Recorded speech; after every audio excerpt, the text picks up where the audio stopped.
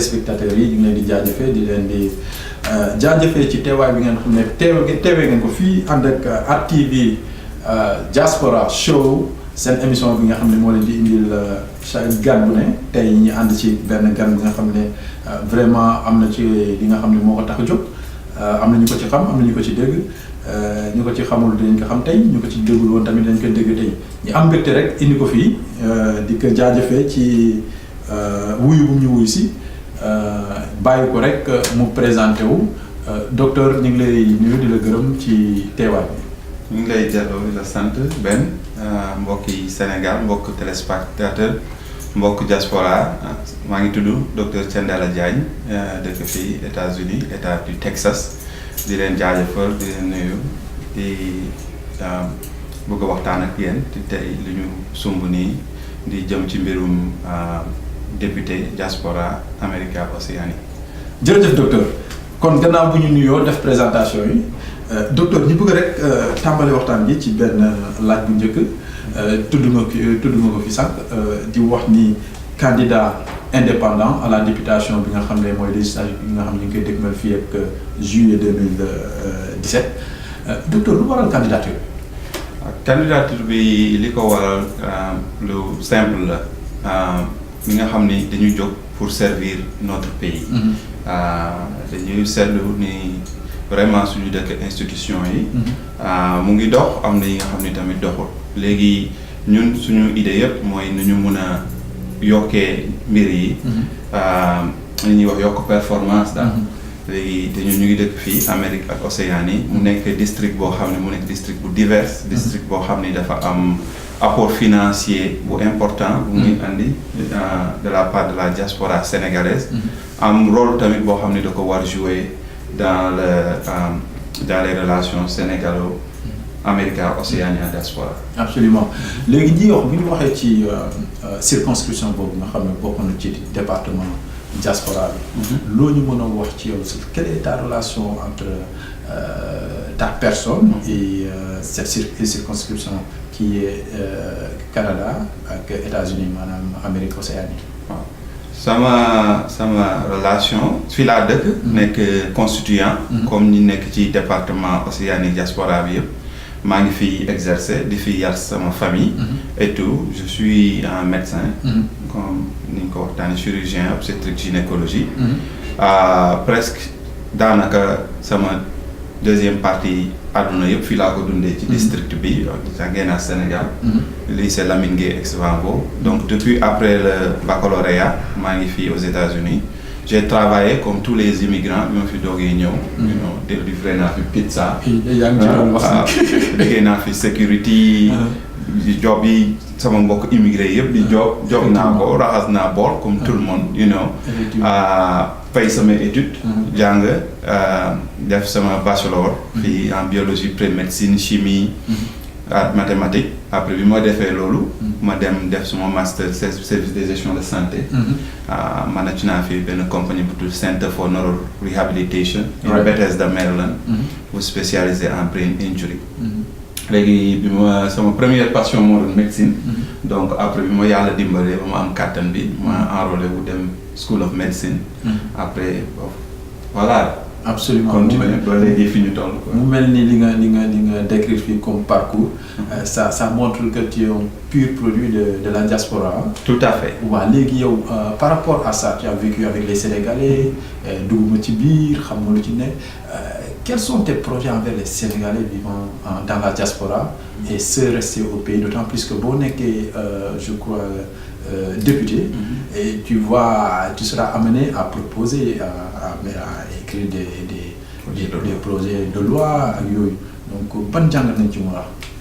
d'accord donc bon man su ma jàngat bi ma si xam moo di vraiment léegi relation diaspora ak Sénégal kooku dafa mel ni comme dafa war am pont bu ñu war def dafa war am pont entre la diaspora ak le Sénégal léegi am na parce que mënuñu séparer diaspora ak Sénégal ñaari benn la donc dafa am benn cordon ombilical donc obstétricien gynécologue la boo xam ni dafay am deux voies effectivement boo xam ni xam nga ñu ngi def apport financier bu jógee sa diaspora di dem Sénégal mun na nekk ci yeneen i termes tamit you know apport éducation.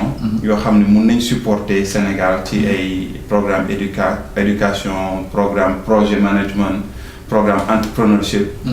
vice versa Sénégal mun nañu dimbali. ci éducation suñu ay doom yi nga xam nekk fii ci diaspora parce que ñu ngi fii ci diaspora bi di yar ay suñu ay doom. ñu ci bëri peut-être culture sénégalaise ñi ci am chance peut-être dinañ xam culture sénégalaise xam histoire sénégalaise. mais il y a beaucoup de jeunes yoo xam ne vraiment ils ont besoin de matériel éducatif. yoo xam ne ñu war a développer yoo xam ne dina leen mën a dimbali ba nga xam ne duñu fàtte seeni racines. Sénégal. Absolument. léegi ci biir loolu quelles seront spécifiquement wala de manière générale les priorités que vous allez défendre une fois élu s'il y a élection. waaw les priorités sont multiples. liggéey bi moom bëri na mais fi ñu koy basé yëpp mooy que lan mooy ñaxtu waa diaspora. donc léegi loolu pour ñu def ko faut que ñu dem à l'encontre des gens de la diaspora mais liñ ci xamagum ci suñu programme. am na li nga xam ni programme. comme ni ma ko waxee programme échange apport financier yi loolu war nañ xam nan la ñuy def ba nga xam ni xaalis bi nga xam ne mooy jógee fii ci diaspora bi di dugg Sénégal recette yooyu nan la mën a contribuer à réduire pauvreté lu ñu naan pauvreté réduction parce que Sénégal suñu bëggee développer faut que ñu réduire la pauvreté léegi nan la ñu mën a réduire la pauvreté nan la apport financier yooyu ñu mun ko appliquer au Sénégal ba mu yokk développement économique social Sénégal léegi yooyu ay waxtaan lay doon immigré yi ku ci am ay projet ñi am ay projet santé ñi am ay projet de développement communautaire léegi nan lañ ko mun def faciliter ko ba nga xam ni dinañ mun apport financier bu jógee partenariat privé partenariat public mais man li ma ci gën a intéressé moo di li nga xam ne mooy lii waa diaspora bi di andi parce que Sénégal suñu demulee ba nga xam ne war nañ dem instant boo xam ne suñu xaalis bopp moo ñu war mun développé loo dëkk bu développé sa xaalis bi nga xam ne moom ngeen di dajale moo leen di développé au début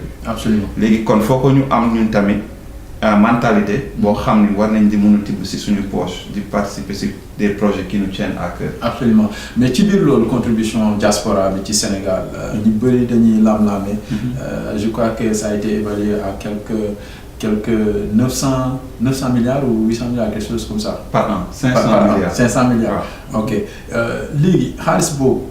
parce que comme ñu réeree mbir nii c'est pas quelque chose de tangible ah. nu muy duggee ci yeneen anam la maanaam xaalis bu ñuy yónnee ko yaay booy baay booy wala frère et sœur ak yooyu donc yow xaalis boobu nga bëgg en d'autres termes jël xaalis boobu mu mën a concrètement njëriñ ñi nga xam ne ñooy nekk Sénégal dans le développement du Sénégal n'est-ce pas. waaw kooku xaalis boobu comme ni nga waxee am na ñu muy duggee secteur formel secteur informel. bi dugg secteur informel dina naxari. trace xam nan lay duggee mais xaalis bi nga xam ni dafay dugg jaar ci remittance. bi nga xam ne mooy dugg par diaspora. loolu war na am lu ñu ci mën a jël. jëmale ko si li waa diaspora soxla. ci faciliter yenn affaires comme au cas suñu cas député America Océanie bi fii. on prévoit de mettre en place comme ni un genre de bureau. boo xam ne mooy nekk bureau résident diaspora Océanie nga xam ni. foofu soo soxlawee sa ay papier soo soxlawee ay kayit soo soxlawee ay transactions financières boo soxla pour dem pour Sénégal war na fa di mun jaar léegi pour def loolu man ci sama xalaat bu tuuti lii mun nañ ko waxtaan ak ñeneen dans les forums communautaires. xam ni mun nañ am carte boo xam ni carte Oceania America Diaspora lay tudd carte bi dafay nekk comme carte yi ngay am de fidélité yi ngay am ci yenn boîte yi fii yoo xam ni ku ci nekk war nga mun participer tuuti peut-être par an $30 $40 loo xam ne dina mën a subventionner établissement bureau biir ñuy def bureau complètement digital complètement communication 21e siècle war a mun relier autorité consulaire war a mun a relier autorité diplomatique donc ça sera en accord avec les diplomates sénégalais mënuñu bañ a liggéey ok parce que législatif dafa nekk loo xam ne da nga représenter ñi absolument moo am administration war ñu teg fi autorité consulaire léegi foofu ñu xool ñett yi nan la ñu mën a liggéeyee pour servir les immigrés parce que li ngay wax dafa am solo tu sais pourquoi parce que je crois que le rôle du député il doit être un trait d'union entre l'administration et le peuple n'est-ce pas Tout à fait. Donc ce que tu expliques, ça rentre complètement dans le cadre du rôle du député. Mais li ma ci bëggoon xam rek est-ce que c'est un début de travail nga xam ne concept bi yéen a ngi ciy liggéey wala da ngeen ci gën a xuus wala fu ngeen toll ci loolu. waaw concept bi ñu ngi ci liggéey relation yi ñu ngi fi. mun nañ ko gën a mun développer defe naa ñun ñëpp ñu dugg ci élection député. ñi ñu élu Sénégal ñi fi nekk ambassadeur consul. li ñu dajale yëpp mooy nan la ñu mun a jëriñee Sénégal servir le Sénégal. ok donc léegi li ci des waxtaan la nan la ñu mun a toogee. développer ko teg consensus yi. léegi am na fi ay réunion yu fi am yu bëri auparavant yoo xam ne am na ñoo xam ne def nañ waxtaan bi yenn liggéey yenn base yi teg nañ ko ba pare léegi nan la ñu mun a servir ci réunion yooyu ak produit yi génn ci réunion yooyu léegi implémenter ko léegi dañu war jógee man suma approche mooy approche implémentation parce que Sénégal suñu défaut toujours mooy on a beaucoup de projets. dinañ wax yu bëri. man nitu action la. dama bëgg vraiment li ñuy waxtaan. nan lañ ko mun defee en action. le plus rapidement possible mu nekk njëriñu Sénégalais. mais être réaliste aussi choisir si projet yi nga xam ne à short terme mun nga ko def.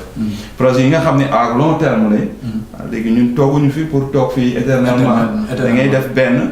soo defee sa mandat wala 2 mandats yenn yi nga bàyyi ki ko fi ñëw ki ci tegu yegg ko te kooku askan mi moo koy sàkk. Effectivement, donc ça me permettra de faire une petite transition sur la question suivante qui consiste à demander de manière spécifique sa campagne.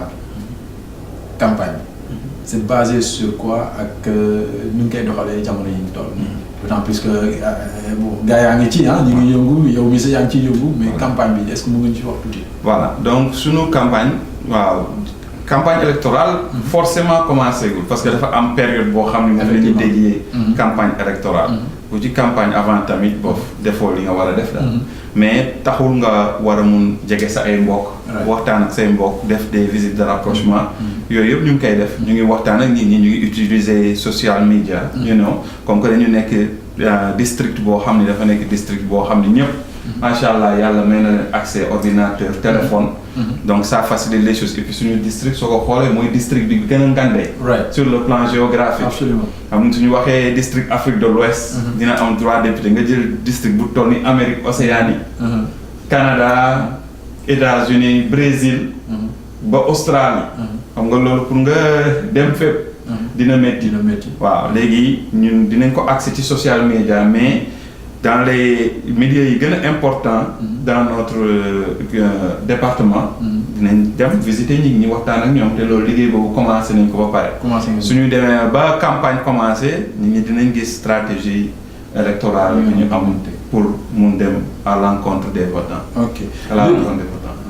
léegi yéen spécifiquement les candidats indépendants lu ñu leen laaj parce que ba tey nit ñaa ngi def laam-laame ay kii yu bëri mais je crois que amul lenn lu génn lu leer mais am na loo xam ne déjà wax nañ leen ko loolu ngeen war gànnaaw yow pour dem ci mooy la bon je pense que si sama du ma avocat mais si suma understanding sama compréhension loi bi pour nga nekk candidat indépendant foog nga mun a fay sa caution caution 15 millions c'est fixé arrêté bi génne na début mois bi et puis foog nga am. c'est quelque chose d'uniforme quoi. waaw uniforme pour tout le monde ko nekk parti bu nekk ku mu munti nekk 15 millions ngay teg caution. léegi candidat indépendant léegi loi bi permettre benn nit comme benn Thiendella Diagne. ñëw ne damay ren Océanie. Amérique Océanie. mais foog nga nekk ci benn liste mun nga nekk liste boo xam ne ñu ngi ay candidats indépendants la ñuy regroupé wu. effectivement te loolu am na mouvement yu mel noonu fi mu nekk nii bu constitué Sénégal. am na tamit les partis. Sénégal il y a plus de 260 partis. Il y a des partis qui n'existent pas. you know am na parti majoritaire. yi nekk au pouvoir.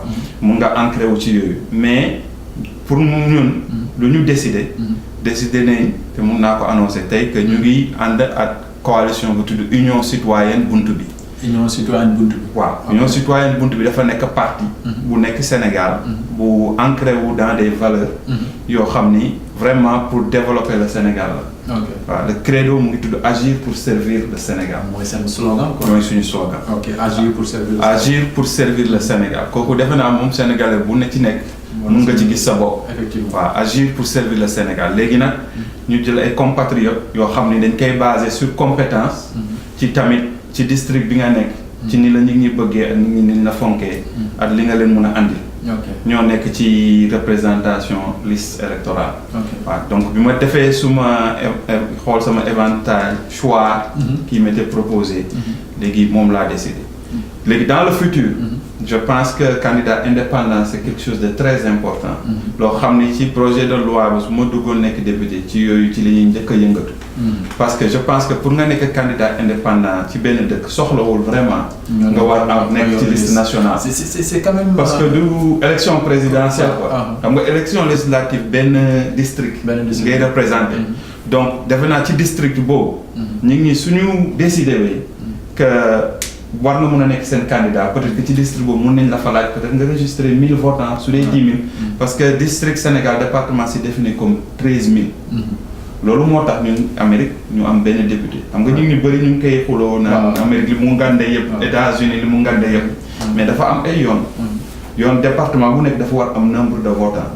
waaw 13 000 la kooku lañ ko fixé même département yi Sénégal léegi soo xoolee ci constitution bi passé référendum bi y avait quelque chose comme 11 000 votants. 11 000 votants fii aux États-Unis d'Amérique. waaw dégg nga léegi sànq loolu moo tax ñu am benn. waaw effectivement léegi yéen comme yaay wax ni mun nañu jàpp ni que ça soit indépendant mooy xam nga ñu ngi ci doon waxtaan keroog moom na laa on a eu l'exemple avec la Côte d'Ivoire. qui a fait l'expérience avec des candidats indépendants mais candidat indépendant donc ça a amené un peu de confusion par rapport à la conduite qu'on doit tenir mais léegi mun nañ jàpp ni yow par tous les cas tu seras candidat oui voilà et quel sera comment tu vas diriger de quelle manière vas-tu mener ton mandat si tu étais élire waaw bon suñu élire suñu première priorité comme député America Oceania mooy li waa America Oceania bëgg mooy suñu premier objectif di développer li seeni soxla moo di scolarisation xale yi fii xale yi nan la ñu mun a jàngee seen culture ba duñu nekk ay aliénés parce que gis nañ fi suñu ay xale suñu demee fii ba 2 générations ce sera très difficile pour inculquer xale yooyu suñu leen joxulee éducation de base histoire Sénégal léegi ba pare jox leen valeur bi nga xam ne moom la waa Sénégal am te am na yoo xam ni c'est essentiel pour seen succès fii ak seen intégration Sénégal. Absolument. Sinon nous perdrons des jeunes qui sont très bien formés ñoo xam ne du ñu gisati seen bopp ci Sénégal kooku dina nekk suñu priorité numéro 1 priorité numéro 2 mooy que organisation yi nga xam ne ñu ngi fi ba léegi ba pare ñu ngi dawal bu baax mu mel ni comme ay fondation Khadim Rassoul ñoo xam ne am nañ déjà des structures yu passé yu établir yoo xam ne pour développer ay écoles ay banques ñu xool nan lañ leen mun jàppalee ñoom tamit nan lañ mun a parce que mënuñu fédérer yépp léegi nan lañ mun a defee synergie ci xam-xam boobu ñooñu li ñu établir ba tollu foofu établir ko dans d'autres communautés dëkk bu nekk États-Unis suñ ko diviser parce que bu ñu demee ba diviser ko ñun en des districts district boobu nan lañ fa mun a defee président trésorier vice-président koo xam ni ci communauté bi lañ leen di choisir ay nit yoo xam ni vraiment ils sont respectés xam li ñuy def ñu mun leen représenter ñu mun toog waxtaan comme ça liggéey bi mun jëm kanam effectivement waaw yooyu def na ay priorité la te yoo xam ne yu ñu mun a def la rapidement après nag ay investissement ay jàppale question sanitaire jàppale suñu mbokk immigré yi nga xam ne ñu am ñu assurance nan la ñu mun a jëlee ñun ñëpp parce que affaire effort communautaire la soo jëlee ku nekk sa benn bi nga am suñ ko boolewee yu bëri dinañ ko mun am ma jox la exemple comme tukki avion yi ñu bëri ñu ngi koy kaas léegi suñu amoon carte bi ma lay wax carte membership bi ñu nekk 10 000 nga dem South Africa Airlines nga waxtaan ak ñoom nga ne leen ñun 10 000 la kii mooy suñu carte de membre waaw ku ciy tukki Sénégal soxla na peut-être benn genre excédent de bagage. wala nga mun ko may troisième bagage nga faciliter ko liggéeyam. ñiy def shipping Sénégal. you know suñu mënee constituer dajale ñoom ñoom ñuy def shipping bu ndaw état bu nekk mu nekk ñoom ñoom ñu nekk benn cohésion benn groupe. ku ci nekk ba léegi am ci sa part. mais pour nga am ñëw jël benn boot jël benn boot yóbbu Sénégal day gën a yomb ci ñoom. léegi loolu yooyu yëpp suñ ko xalaatee. defe naa dina gën a mun a yombal immigré yi li ñuy ut. absolument ci Sénégal. absolument surtout lu mel ni xale yi nga xam ne c'est une priorité c'est liñ ne xale mooy doon yi mag ëllëg mooy doon leader donc boo leen préparé yaa ngi préparé ce futur. kon mu mel ni docteur Thiendella Ndiaye defe naa gis ngeen tapis bi nga xam ne déroulé na ko que quand il s'agit de son programme ak li mu bëgg a defal Sénégalais yi de l'extérieur ak Sénégal ci boppam. donc mu mel ni koo xam ne pare na moom fu mu ne nii teg na ndëndam et puis pare na docteur lan la nit ñi war a xam ci yow en tant que candidat te xamuñu ko nga nar leen koo yeggee à travers RTV Africa. waaw loolu daal mun naa wax ni Thiendella doomu Sénégal la. doomu America Océan diaspora la. donc boole naa vraiment culture ñaari dëkk yi bu baax a baax. effectivement you know sur tous les plans. su dee tamit suñu mbokk immigré yi nañ fi ñëw. defe naa peut-être modèle la tamit ci biir communauté bi. ci ñu bëri comprendre nañ loolu te loolu bëgg naa ko projeté. mu dem ci suñu doom yi. incha allah ndax ñu mun a liggéey you know gëm seen bopp. valeur ancestrale yi ñu am. sàmm sa kàddu. gëm sa bopp. nangu liggéey. absolument ñett yooyu defe naa transcender na islam. religion ak culture sénégalaise loolu la ñu jàngal pour ñu dem projeter dans le futur. projeter dans le futur. agir et servir pour le Sénégal. agir et servir pour le Sénégal Thiendella balaa ma lay bàyyi mu am li ma la bëgg a laaj tuuti rek question civique. donc yow en tant que candidat indépendant tey est-ce que mën nga ñu wax ñun ñii ak ñu ñuy seetaan. qui était le premier président de l'Assemblée nationale du Sénégal. Je pense que c'est l'illustre président Lamine Gueye. Lamine Gueye, et tu as été à Lamine Gueye, hein, n'est-ce pas? Bien sûr. Donc, c'est le parrain de notre lycée. Absolument. Absolument. Donc mbokk yi ci fii la ñuy tàggatoo ak yéen defe naa loolu c'est le minimum pour un candidat à la députation de savoir l'histoire un peu l'histoire de notre Assemblée nationale. Donc def naa ni ñi ñuy seetaan ci question boo xam naa ñu ko ci doon laajte am ngeen tontu bi. Premier président de l'Assemblée nationale du Sénégal Lamine Gueye ñun ñëpp di roy ci moom fekkewuñu jamono mais bouquin yaa ngi fii livre yi lire nañ ci ñoom mu nekk koo xam ne jar na roy donc li ci ñaan député yi nga xam ne député yi candidats yi ku ci ñëw tamit jéem a def ni ñoom looy wax sa morom looy wax mbokk sénégalais yi doon la seetaan ak sa morom député yi wala di wax barka di ngeen di bàyyi ñu tàggatoo. waaw ñu di leen gërëm ci déglu bi ak attention bi di ñaan yëpp ñi nga xam ñu nekk candidat député lañ ñun ñëpp ñu mën une campagne très saine. nekk exemple pour suñu dëkk Sénégal. bañ a dugg ci yi nga xam ni moo di ay vendetta politique. ak yenn affaires yi nga xam ni day delloo dëkk gannaaw. ñu wax ci suñu programme. wax ci li ñu yéene suñu réew. te bés bi yëpp jeexee rek ñu mun toog ñun ñëpp mun waxtaan si jàmm ak salaam seet nan la ñu mun a supporter ki gagné mu. Défendre cause intérêt America diaspora. mbokk téléspectateurs yi mbokk diaspora bi mbokk Sénégal yi li la ñu indiloon tey ci Diaspora TV show African Diaspora TV show ànd ci ak ki nga xam ne mooy docteur Thiendella Diagne dégg ngeen lu ñu fi waxtaanee ku ci doon hésité wala ku ci doon laajte kii docteur déglu nga ko dégg nga li programme dégg nga li projet dégg nga li nga xam ne moom la yéene liggéeyal Sénégal ak sénégalais diaspora yi kon mbokk yi ñu ngi leen di jaajëfee di leen jox dig daje ci benn numéro RTV Diaspora Show.